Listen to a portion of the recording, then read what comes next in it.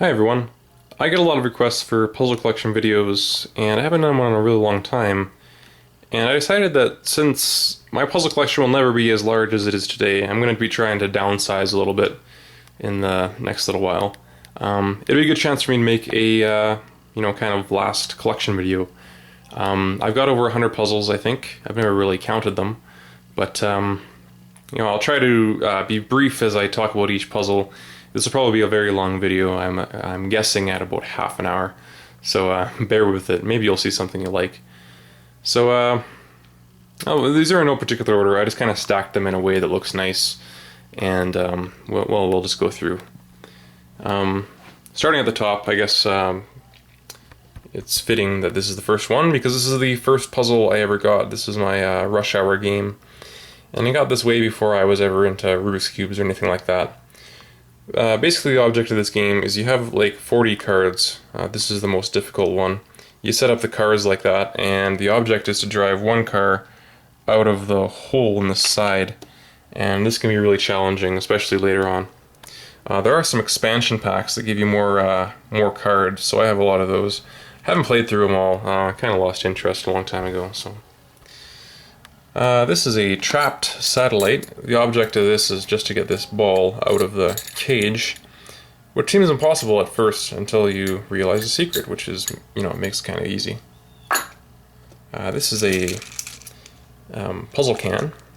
It's like a sliding, twisting type puzzle. It's a lot like the Babylon Tower. Never had a Babylon Tower, but you mix it up and you try to get all the colors to match again. So that's kind of cool. This thing here is a sort of a maze, but it is an impossible maze because you see all these marbles. It's kind of dusty, you can't really see that well, but there's like, let me do a quick count here. 18 marbles. Are you seriously going to try to get 18 marbles to rest in 18 holes? It's impossible. Nobody can do it. You can do it. You can play with it all day. You'll never solve it. It's a dream. It's an illusion. You'll never be able to solve that thing. This is a 3D Scube. The guy that made Scube, I think it's Mefferts. Yeah, Mefferts was doing this 3D corners thing a while ago, and it was actually cheaper to buy the 3D one than it was to buy the normal one. So that's why I got the 3D Scube. The novelty of the big corners wears off after a little while, though, and so I don't like this as much as my other Scube. But I don't really solve Scube anyway. As you can see, it's mixed. I don't know how to solve it anymore. This is a half truncated cube. This is one of my first modifications, and it shows. It's not very good quality. It's okay. It's better than most people's first mod, I guess, but it's definitely lacking in a few regards. It's fun to play with. It changes shapes a little bit. Nothing too spectacular though. This is a transparent blue type C. This is a cube that I've used in lots of my videos, and it's a pretty cool cube. People comment on how it sounds. Kind of a cool thing. This is my retarded Siamese twin. This is a custom puzzle that I made a little while ago, and as far as I know, this is unique in the world. I think I'm the only one to have one of these. Probably someone else has copied it by now, but it's kind of a cool thing. Basically, it's just like any other Siamese cube, but one side is a square one. And that makes it difficult to solve, to say the least. Kind of an original concept, but I don't know, I don't really play with it too much. This is just a, V-Cube 7, not much to say here. Back here we have a Tantrix, and I don't really know how to play with this. Just kind of a weird tile game. You try to make a closed loop with one color. It's having to do something with the back of the. I don't know how it works. This is a Maru Mini 3x3. It's still in its package. I've never played with it, so I can't tell you much about it. These are my magics. I have 3 magics. I don't know why. And then I have a master magic, which I don't think I've ever even unfolded this thing. But Magic's a pretty cool puzzle. The reason I have so many is because they tend to break, and it's nice to have another one to play with while you're, getting around to restringing your other magics. The strings are fragile and they tend to break a lot. This is a really cool clock, and oh hey, it's looks like it's out of battery finally. That battery lasted over a year, which is kind of cool. But it's pretty neat. It's got an alarm on it. It's got a normal clock.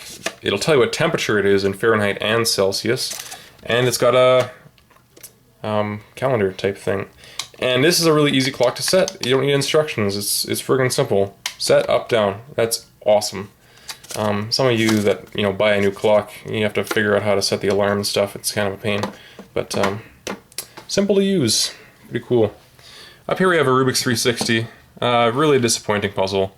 It's not fun to play with. The novelty wears off quickly, and yeah, I don't know, not too good. This is a QJ cube. I haven't played with it at all.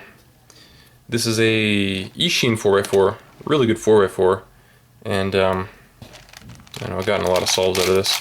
Ishin is really smooth, but it can't cut corners, which is its major problem. And the reason why people don't really use Ishin anymore, back in the day, Ishin was like the best cube you can get.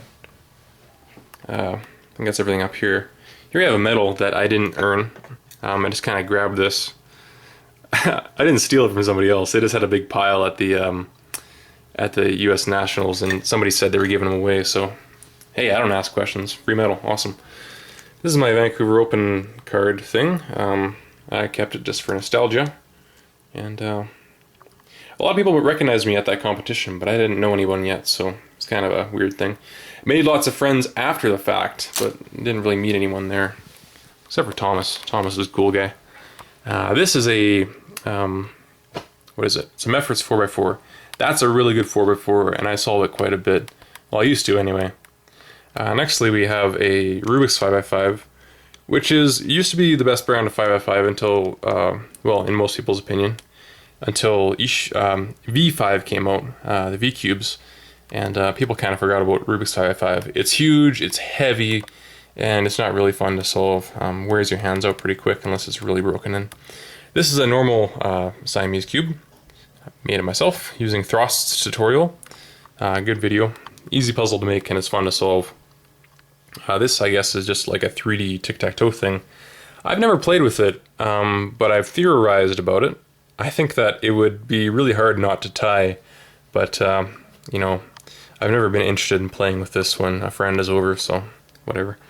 This is a Rubik's Diamond that I made. It's a replica of the one that I saw in Piano Puzzle FFR's video, and he made a way nicer one than I did. I was going to make a tutorial on this, and I got his permission and everything, but I just kind of lost interest, so let's give him a big plug right here. Go check out that guy's channel. Underneath is just a blindfold for, you know, blind solving, which is kind of a hobby I used to have. This is just a Rubik's 4x4 on its stand. Nothing particularly cool about this. Rubik's 4x4 isn't a great 4x4, and I keep this on a stand just because it's kind of a nice stand. This is a Ghost Hand 1. It's a very excellent cube. Lots of fun to solve on. It's got really great feel to it. Cuts corners well. And this is the puzzle I used for my 3x3 stop motion. This is an Edison cube. Edison 3x3s are excellent 3x3s. I used to solve this one quite a bit. And, you know, it's a really great speed cube. Behind it is some kind of white cube. I think it's a Type D. I don't know for sure. No, this is a Type A. I actually do know for sure. This is like a new, I don't know what it's called. It's like a new sort of not really mini cube. It's a little bit smaller than a normal one. But, I don't know. This is a Type F. Type F is a really good type of speed cube to get. One of my favorites. And I definitely recommend Type F to somebody that's, you know, getting into speed cubing, or a Ghost Hand. Here we have a beach ball. This is the same puzzle as Scube. It's just a sphere, and there's 4 colors instead of 6. This is a puzzle that you can get through trial and error, since there are not really that many combinations, I guess. 20 minutes just playing with it, and you probably solve it. This is a knockoff Type F that I got from 101 Cuber. He and I had a pretty cool trade at US Nationals, and I got this out of the deal. It's a really excellent cube. I haven't come across any other blue Type Fs. I say it's a Type F, I don't know for sure, but it feels like a Type F, and it's got caps like the Type F. It's a really, really fast puzzle. I've solved on it a lot, and it's blue, which really fits my blue complex that I have. So I solve it quite a bit. Here we have a Meffert's 5x5. Not many people have this. This is heavier than a Rubik's 5x5, which is an incredible feat in and of itself. It's about the same size. It's got these raised tiles on it. It turns better than a Rubik's 5x5 in my opinion, but I've never speed cubed on it. It's just too heavy. It's an Ishin 5x5. It's a pretty good brand, I guess, but it's not as good as the V5. The V5 is the best 5x5 out now, to my knowledge. Maybe there's something better at this point, I don't know. But really, really excellent 5x5. It's lightweight, it turns great, and it doesn't have a problem with misaligned layers like other 5x5s, especially the Ishin. It's kind of a pain like that. Here you have a fully functional 3x4, which is cool, but at the same time it's kind of a pain because modding puzzles used to be really rewarding and awesome. But now all the cool mods, like the 3x3x4, are being mass-produced by Cube4U, which is super annoying to people that are interested in modding because there's no point anymore. If you can buy it for $15, then what's the point in spending 15 hours building it? So it's fun to have, it's cool, but I was going to build one of those, and I'm a little bit ticked off that they are mass-producing them now. But I guess it'd be worse if I actually build one and then they were mass-producing it. This is just kind of a jigsaw puzzle in the shape of a Coca-Cola can. I used to drink a lot of Coke. A lot. Like 3 friggin' cans a day. And my teeth are not very good anymore. So I'll recommend against drinking lots of pop. And don't say, oh, it's because it's Coke. No, it's not because it's Coke. It's because it's acidic. And anything acidic will wear down the enamel on your teeth. So don't drink too much pop, boys and girls. Here we have a ice cube. It's a 2x2, which is sort of transparent, kind of cool. Rubik's brand, so it's not very good, but it's got a cool transparent stand and stuff. Kind of a novelty type item. Kind of fun to have. I don't know what this is. I think it's a Lan 2x2. I don't know. I am not current with all the new stuff. It's a good 2x2. It's got screws and springs, so it's sort of like an Ishin 2x2, which used to be the best 2x2 ever. But now, we have screws and springs in this, so it's, better. Underneath is a 3x3x4, which is not fully functional. One of the first mods I did. This is a mini 3x3. Mini 3x3s don't have very good turning. Just kind of a fun thing to have. Below it is a Rubik's brand with tiles. Nothing too spectacular there. And I think that's everything up here, so we'll move downwards, I guess. This is a... what are these called? This is a mini Dainsheng. This is a very small cube as compared to a normal 3x3.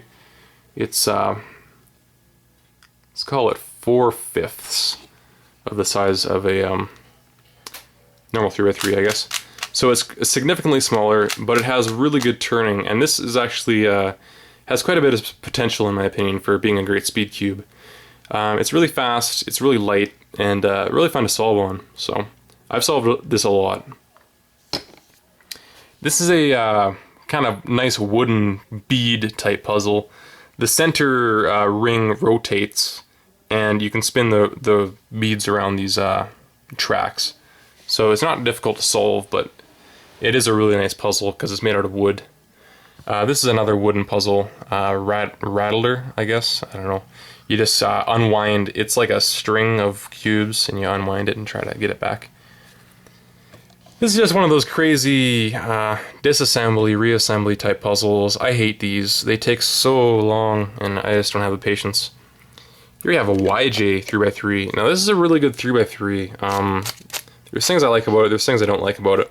One thing I don't like about it is the really off-white, kind of weird color of the plastic. It just reminds me of like old stuff that you'd find in like your grandparents' house or something like that. But other than that, it's an excellent speed cube. This is a mini Dainsheng 2x2 that I made. I realized with my digital calipers that the inside dimension of an Ishin 2x2 is exactly the same to within 1/1000th of an inch as the outside dimension of a mini Dainsheng cube, and just because of that I decided I have to put a mini Dainsheng inside of a Ishin 2x2, and so I did. The result is it's not as good as my other 2x2. It's better than a normal Yashin though, I guess. It's kind of clickety clack is how I describe it, if that makes any sense. So it's okay, but not really worth the time, I don't think. Here we have well, sorry about the glare. Not much I can do about that, but it's like a little ring on a necklace. It's kind of heavy, so it's not really good to wear or anything. But it's just a two-piece puzzle that unwinds, and it's kind of a neat thing to have. This is just kind of like a three-piece cast iron puzzle. Sorry with the glare, you can't see it very well, but it's not really that interesting anyway.